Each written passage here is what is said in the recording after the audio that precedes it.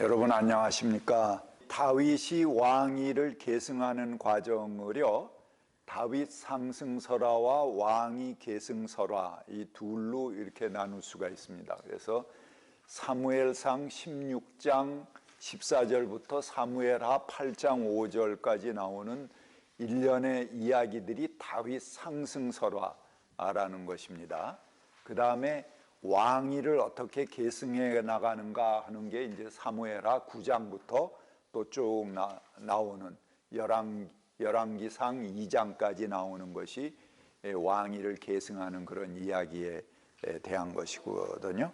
근데 다윗 상승 설화에 지금 여기죠. 사무엘상 16장부터 사무엘하 8장까지 나오는 이야기들의 굵은 이야기 토막이 뭐냐 하면 다윗과 요나단의 우정에 관한 이야기가 아주 아름다운 우정으로 묘사되잖아요. 그리고 이제 굉장히 감동을 주는 그런 이야기들로 나오고요. 그 다음에 엔게디 동굴의 사건이 나와요. 이 엔게디 동굴의 사건은 뭐냐 하면은 사울이 다윗을 이제 잡으려고 쫓아다니는데 다윗이 동굴 안에 피신하고 있었어요. 엔게디 동굴에.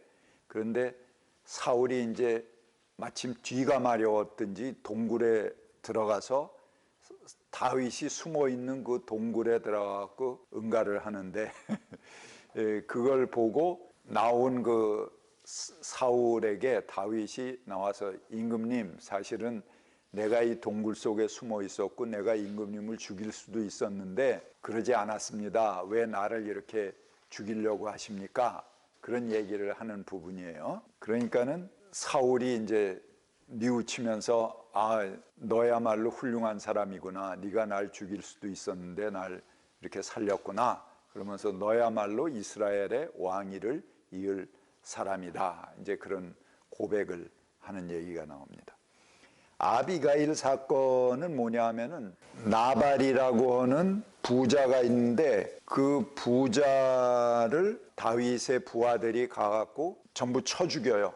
쳐 죽였는데 그 부인이었던 아비가일은 또 다윗의 처가 됐어. 어떻게 보면 부도 빼앗고 부인도 빼앗은 거죠. 그 십광야 사건이라는 건 뭐냐 하면은 이것도 이제 사울에게 쫓겨갔을 때 사울이 시부광야라고 하는 곳에 천막을 치고 깊은 잠에 빠졌어요. 그런데 다윗이 그 천막에 들어가서 사울의 머리맡에 있는 뭐 물병하고 이런 거를 집어갖고 나와서 나중에 또 밖에서 소리를 칩니다. 왜 임금님, 내가 임금님을 죽일 수도 있었습니다. 임금님 머리맡에 있던 걸 내가 지금 들고 나왔는데 왜 나를 이렇게 핍박하십니까? 그리고 얘기를 했더니 또 사울이 회개를 하면서 너야말로 참 이스라엘의 왕이 될 사람이다. 이렇게 고백을 하는 그런 장면들이에요. 자, 여러분, 다윗이 이 왕위를 계승하고 다윗이 이스라엘의 통일 왕국의 왕으로 상승하는 과정에서 제일 원한을 가질 수 있는 사람이 누구일까요? 사울이죠. 그 다음에 요나단, 또 아비가일. 궁금하겠죠, 사람들이. 그 남편이 굉장한 부자였는데 무리들이 전부 가서 다 쳐 죽이고 그 부도 빼앗고 그 부인은 또 다윗의 처가 돼 있어. 그러면 아비가일을 증언석으로 한번 끌어내고 싶지 않겠어요? 그래서 아비가일이 뭐라고 고백하는지 그거 한번 들어보고 싶을 거 아니에요? 이런 사람들이 전부 등장하는 게 다윗 상승설화입니다. 이 이야기들의 전부 공통점은 뭐냐 하면은 다윗 당신이야말로 이스라엘의 왕이 될 사람이다 하고 고백을 하는 겁니다. 그게 이제 제일 그 원한을 가질 수 있는 사울의 입을 통해서 벌써 엔게디 동굴 시부광야에서 2번이나 고백을 하게 되고, 요나단을 통해서도 다윗과 요나단의 우정의 이야기를 통해서 그 아름다운 우정의 이야기의 결말은 요나단의 입으로 너야말로 이스라엘의 왕이 될 사람이다.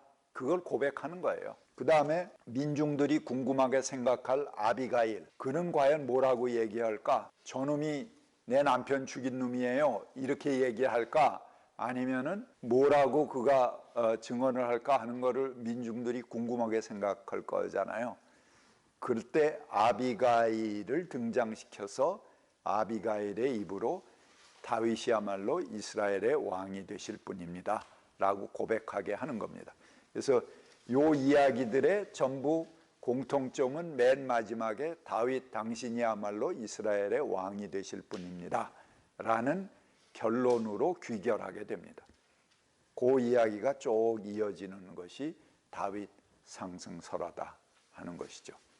그러니까 아주 치밀하게 짜여져 있는 겁니다. 그래서 원한을 가질 만한 사람 모두를 끌어내서 그들의 입으로 다윗이야말로 이스라엘의 왕이 되실 분이다 라는 고백을 얻어내는 이야기들이 다윗 상승설화에 쭉 이렇게 연달아 있는 거죠. 그 다음에 이제 여러분들이 아주 그 결정적으로 다윗에 대해서 영웅으로 생각하시는 이야기가 다윗이 물맷돌로 골리앗을 한 방에 쓰러뜨렸다 하는 그런 그 영웅담 아닙니까?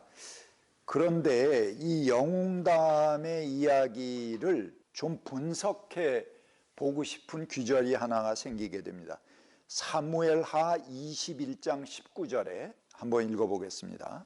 거기에 이렇게 적혀 있습니다. 곱에서 블레셋 사람과 전쟁이 일어났다. 그때에는 베들레헴 사람인 야레오르 김의 아들 엘하난이 가드 사람 골리앗을 죽였는데 골리앗의 창자루는 배틀 앞다리 같이 굵었다.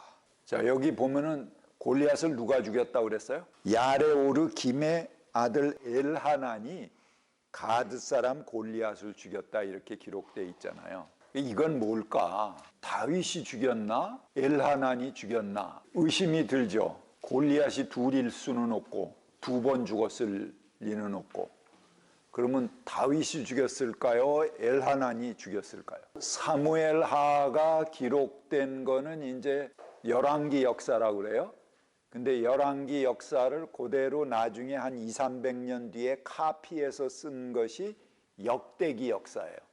그래서 역대기 상하, 열왕기 역사보다 약 한 200~300년 뒤에 쓰여진 거거든요.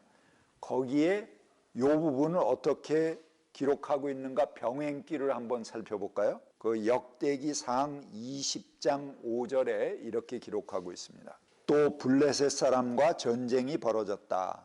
야일의 아들 엘하난이 가드 사람 골리앗의 아우 라흐미를 죽였는데 라흐미의 창자루는 배틀 앞다리와 같이 굵었다. 자, 그거 병행기죠. 근데 여긴 뭐라고 그랬습니까? 골리앗의 아우 라흐미를 죽였다. 이게 모순되는 걸 두 개를 그대로 가지고는 골리앗을 두 번 죽었을 리도 없고 해명을 해야 될 거 아니에요. 그러니까는 300년 뒤에 된 역대기 역사는 그거를 사람들이 이해할 수 있게끔 사실은 골리앗이 아니고 골리앗의 아우 라흐미를 죽인 거다 이렇게 쓰고 있는 겁니다. 근데 이 해명이 맞을까? 우리가 좀 의심해 볼 필요가 있는 거죠. 느닷없이 300년 뒤에 사람들은 헷갈릴 거 아니에요. 지금 여기 둘이 골리앗 죽인 사람이 둘이 되니까 이것을 해명하기 위해서 300년 뒤에는 이제 합리적으로 설명을 이렇게 붙인 거죠. 근데 이 역대기 역사는 역사성에 있어서 떨어지는 거죠. 그보다 300년이나 앞서 있는 이 사무엘하의 기록하고는 봤을 때 역사적인 정황에선 300년 뒤에 얼마나 그걸 정확하게 썼겠어요. 뭔가 해석이 들어간 역사라고 볼 수밖에 없어요. 그러면은 이 골리앗의 칼에 관한 이야기가 또 한 번 나옵니다. 사무엘상 21장 9절부터 10절까지 이야기가 나오는데요. 장군이 느티나무 골짜기에서 죽인 블레셋 장수 골리앗의 칼밖에 없소이다. 보자기에 싸서 에봇 뒤에 두었는데 그것이라도 가질 생각이 있으면 가지시오. 이곳에 다른 무기라고는 없소이다. 다윗이 그만한 것이 어디 또 있겠습니까? 하며 그것을 받아 가졌다. 자, 이건 뭐냐 하면 다윗이 사울에게 쫓겨가다가 아무것도 가지지 못한 채 노비라고 하는 곳에 가서 거기에 제사장을 만나요. 그래서 그에게 식량과 칼을 내게 구해달라 이렇게 요청을 합니다. 그러니까는 그 제사장이 나와서 여기에 어디 칼이나 창이 있겠습니까? 그러고 이야기를 하면서 그 블레셋의 장군 골리앗의 칼을 보관하고 있는 게 있는데 그거를 갖다 드릴까요? 그러고 이제 다윗에게 물어보는 장면입니다. 근데 요 부분하고 요건 이제 공동 번역에서 본 거예요. 근데 새 번역, 우리가 지금 가진 게 새 번역이죠. 새 번역으로 한번 찾아보세요. 공동번 장군이 느티나무 골짜기에게서 쳐 죽인 블레셋 장수 골리앗의 칼 이렇게 설명돼 있죠. 근데 여기는 지금 뭐라고 그랬어요? 장군이 그대가 엘라 골짜기에서 쳐 죽인 블레셋 사람 골리앗의 창 이렇게 나옵니다. 또 다른 곳의 번역판을 보면요, 거기 또 다르게 나와요. 영어판이나 뭐 이런 거 쭉 보면은 거기에 그 설명이 각각 다르게 나와요. 당신이 테레빗 나무 골짜기에서 죽인 블레셋 장군 뭐 이렇게 설명이 나와요. 자, 이렇게 사본마다 설명이 다르게 나오는 건 뭘 의미하겠습니까? 왜 사본마다 그 설명이 다르게 나올까요? 그렇죠. 나중에 후대에 설명을 붙인 겁니다. 그런데 그 설명이 각각 다르게 붙여진 거예요.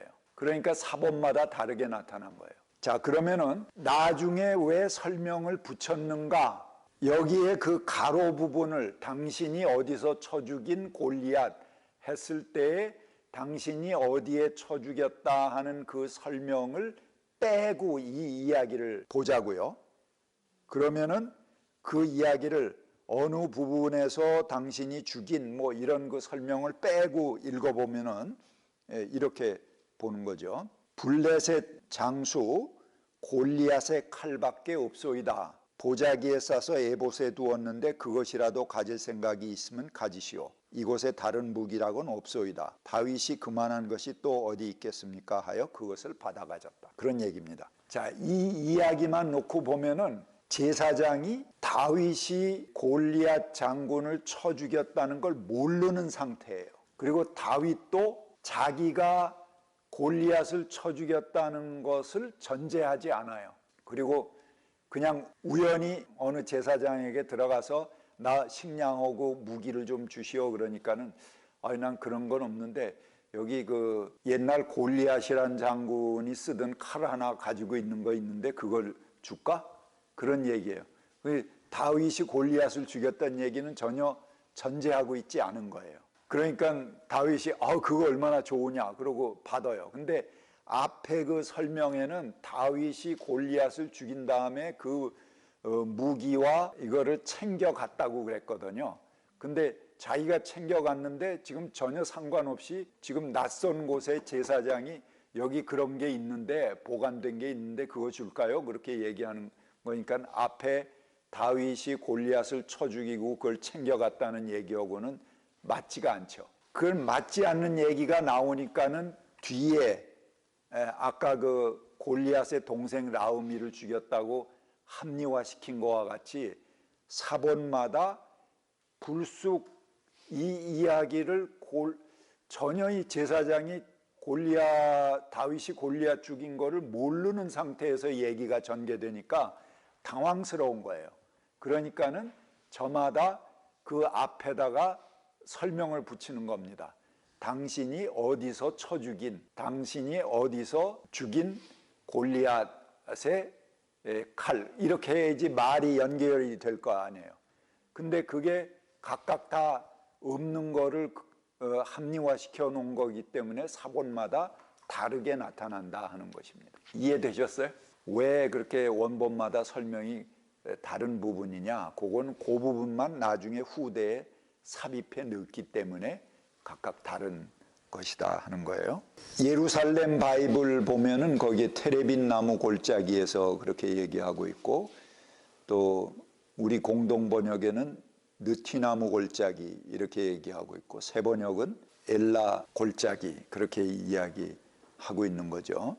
실제 다윗이 골리앗을 물리치는 장면 사무엘상 17장을 한번 펴보시기 바랍니다. 1절에 보면 블레셋 사람들이 또 전쟁을 일으키고 군인을 모두 모아 유다의 소고에 집결시키고 이렇게 나옵니다. 그냥 블레셋 사람에 대한 이야기예요. 근데 4절에 보면 블레셋 진에는 가드 사람 골리앗이라는 장수가 싸움을 걸려고 나섰다. 그 골리앗이란 이름이 나오죠. 골리앗이란 이름이 쭉 나오다가 뒷부분을 보면은 거기 또 골리앗이란 이름은 빠지고 그냥 블레셋 사람이라는 이야기로 나오게 됩니다. 그래서 이 이야기를 보면은 블레셋 사람과 싸우는 이야기 중간에 골리앗을 죽인 이야기가 가운데에 이렇게 삽입되어 있는 형태로 되어 있습니다. 골리앗을 죽인 사람이 그러면 누구일까? 이 정도의 증거를 우리가 보더라도 골리앗을 죽인 공은 다윗의 것이 아닐 가능성이 높은 거죠. 3000년 전에 공을 세우고도 이름조차 찾지 못한 엘하난이 억울한 사연을 호소해 오는 것 같이 그렇게 느껴지기도 합니다. 이 역사의 굵직한 사건들은 늘 영웅의 이름을 동반합니다. 그래서 강력한 상징이 되고 또 이 상징은 역사에서 힘을 갖습니다. 따라서 후대 사람들은 그 영웅들의 희생과 헌신으로 역사가 발전했다고 생각을 합니다. 일면 진리이고 그들에게 돌아갈 목도 있을 것입니다. 하지만 영웅의 이름 뒤를 차분하고 세심하게 살펴보면 거기에는 수많은 사람들의 이야기가 담겨져 있습니다. 한 영웅의 서사 뒤에는 보이지도 않고 공로로 기억되지도 않는 이름들, 이름 모를 이들의 땀과 피가 그 속에 많이 숨겨져 있는 거죠. 누구 위대한 장군이 누구를 당나라 군대를 얼마 물리쳤다, 그 장군만 있을까요? 그 뒤에 수십만의 희생자인 그 군졸 를 뒤따른 사람들의 노력이 있는 거죠. 그리고 그 강감찬 장군이니 을지문덕 장군이니 하는 사람들은 물론 이제 용감한 장군이겠지만 그건 하나의 대표 인격이지 그 뒤에 수많은 보이지 않는 그런 이들의 희생과 이름이 숨겨져 있는 것입니다. 어느 시대나 군주나 영웅을 기대합니다. 그래서 어디선가 아기 장수가 나타나기를 기다리고 큰 바위 얼굴이 나타나기를 기다리고 다윗이 나타나기를 기다립니다. 금배지를 단 선한 권력자들을 기대하고 한 개인의 화려한 명성과 진보성에 희망을 걸기도 합니다. 그래서 역사는 한 인간이 만들어가는 것처럼 항상 묘사되지만 그 뒤에는 보이지 않는 수많은 이들의 피와 희생이 숨겨져 있는 것입니다. 그 영웅으로 나타나는 그 꽃은 시대 정신과 민심에 따라 피기도 하고 지기도 합니다. 그들은 바다에 떠 있는 배와 같습니다. 그 배를 항해하는 거대한 바다는 사실은 밑에 있는 민중들입니다. 하지만 민중에게는 이름이 없습니다. 역사에서 그들은 한 명 한 명의 개인의 이름으로 남지 못합니다. 다행히도 성서에는 엘하난이라는 이름을 남기고 있습니다. 그래서 다윗은 남의 부인을 자신의 아내로 빼앗을지언정 여기 엘하난의 이름을 빼앗지는 못했습니다. 왜냐하면 사무엘 상하 역사의 기초자료가 작성된 시기는 다윗 사후에 다윗이 죽은 다음에 한 200년 뒤에 쓰여졌는데도 아직 그때까지도 엘하난으로 기록을 하고 있다는 것입니다. 그러니까 다윗이 자기가 이름을 뺏은 건 아니에요. 뒤의 역사가 항상 이 역사는 어디 보이지 않는 누구 개개인의 민중의 이름은 기억 안 하려고 그래요. 그거보다도 유명한 누구 하나에게 몰아주려고 그러는 거죠. 그게 항상 역사거든요. 그래서 여러분 모든 율법은 전부 모세가 지었고 모든 속담은 전부 솔로몬이 지었고 모든 시는 전부 다윗이 지었고 세 사람뿐이 없어. 그렇게 하는 거죠. 그게 이제 영웅에게 다 몰아주는 거예요. 그러니까는 이 수많은 블레셋과의 전투에서 희생된 그 민중의 목도 다윗에게 몰아준 거예요. 다윗이 내가 자기 공으로 뺏었다는 얘기가 아니고, 다윗도 몰라. 사실은 지금 자기 노베 제사장에게 가서 하는 얘기 보면은 전혀 자기가 골리앗을 죽였다는 걸 자기도 몰라. 제사장도 모르고. 그러나 뒤의 역사가, 다윗이 죽은 다음에 200년 뒤에 쓰여진 역사라고 하더라도 거기에는 엘하난이라는 이름을 딱 기록하고 있는 거죠. 그러니까 다윗이 한 얘기는 아니다 하는 거죠. 그렇지만 다윗은 단지 골리앗의 칼을 우연한 기회에 구하여 쓰게 되었을 뿐, 제사장이나 하물며 다윗 자신도 골리앗을 죽였다는 정보는 전혀 모릅니다. 다윗 이후 200년 후까지도 골리앗을 죽인 공로는 다윗과는 거리가 멀었습니다. 그러니 골리앗을 죽인 공을 다윗 자신이 빼앗은 것은 아닙니다. 어찌 보면 역사에서 민중이 이름을 빼앗긴다기보다 민중 스스로가 자신의 이름을 바칩니다. 그런 표현이 맞을 것입니다. 미래의 역사를 위해서 필요하다면 기꺼이 그렇게 하는 것이 민중입니다. 골리앗을 죽인 공이 다윗에게 돌려진 것은 사무엘 상하의 역사 제2차 편집이 이루어진 포로기 때였을 것입니다. 왜 그러냐면 이미 나라는 망했고 유다 왕국의 백성들은 낯선 이국 땅, 바벨론 땅에 포로로 잡혀가 있죠. 이런 상황에서 그 옛날 화려했던 자기들의 왕국, 그 중에도 가장 전성기를 구가했던 다윗 때에 그것은 가장 그들이 바람직하게 역사를 보는 그런 시절이 다윗 왕 때죠. 나라 망했으니까, 포로로 끌려갔으니까 그나마 다윗 왕 때가 제일 그래도 나라가 강성했던 때니까 다윗이 영웅이 될 수밖에 없습니다. 그러니까 엘하난이라는 이름 모를 그런 사람의 공을 굳이 거론할 필요가 없는 거예요. 그러니까 모든 걸 몰아서 다윗에게 줘버린 거죠. 포로기 역사가. 그래서 그들이 가장 이상적으로 생각하는 미래의 왕 다윗에게 모든 공을 몰아주고, 미래에 올 자기들이 회복할 나라도 다윗과 같은 왕이 다시 오신다. 그래서 다윗 왕이 다시 오시는 때를 희망하고 꿈꾸는 겁니다. 다윗은 그들의 가장 화려했던 시대의 영웅이었고 미래에 다시 올 나라의 표상이기도 했습니다. 다윗의 이름 아래 그들은 민족 중흥을 꿈꾸었고 이스라엘의 회복을 소망했습니다. 그런 때에 이스라엘이 마주한 가장 위협적인 적장 골리앗을 쳐 죽인 공이 이름 모를 엘하난의 공으로 남아있는 것보다는 다윗의 공이 되는 것이 훨씬 도움이 된다고 생각했던 것입니다. 그래야 위기에 처한 그 민족의 정신을 살리는데 도움이 될 것이기 때문에 그런 거죠. 그래서 민중은 아무 공도 남김없이 그들의 미래 역사를 위해 이름마저 바칩니다. 민중이 그들에게 이름을 돌린 예는 비일비재합니다. 민중은 항상 이 역사에서 자기의 이름마저 바칩니다. 제 몫의 땀과 공을 내 것이라고 주장하지 않고 가장 값 있는 쪽으로 바치는 것이 민중입니다. 오늘 거기까지 하겠습니다.